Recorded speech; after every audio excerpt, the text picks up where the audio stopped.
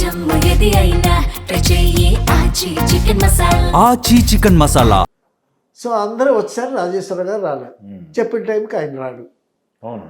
ఆ, అప్పుడు వాసిరాజు ప్రకాశం గారు, ఆయనే నిర్మాత, ఫోన్ చేసి, గురువుగారు నమస్కారం, మీ వాద్య బృందం మీ శిష్యులందరూ వచ్చారు, మీ హార్మోని మీ తబలాలు మీ ఎక్విప్మెంట్ అంతా వచ్చింది, డైరెక్టర్ గారు వచ్చారు, అసిస్టెంట్ డైరెక్టర్లు వచ్చారు, తర్వాత మా జర్నలిస్టులు కూడా మీరు ఎలా పాడతారో విందామని ఉత్సుకతతో వచ్చారు, తర్వాత మిమ్మల్ని చూద్దామని మా మిత్రులు కొంతమంది కూడా వచ్చి కూర్చున్నారు, అందరూ మీకోసం వెయిటింగు, మీరొక్కళ్ళే రావాలి సార్, చాలా లేట్ అయిపోయింది సార్ అని వాసిరాజు ప్రకాశం గారు ఫోన్లో చెప్పారు రాజేశ్వర గారితో.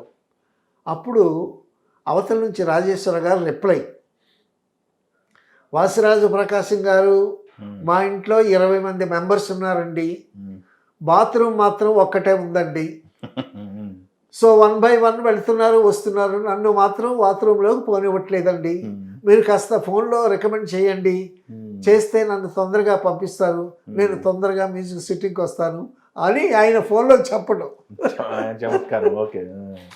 ఈ విషయం వాసిరాజు ప్రకాశం గారు చెప్పి ఆయన నవ్వి మాకందరికీ నవ్వొచ్చి, తర్వాత రాజేశ్వర గారు ఒక అరగంట అయిన తర్వాత వచ్చి కూర్చొని హార్మోని మీద వేలు కదుపుతూ ఆయన పాట పాడుతుంటే అద్భుతం.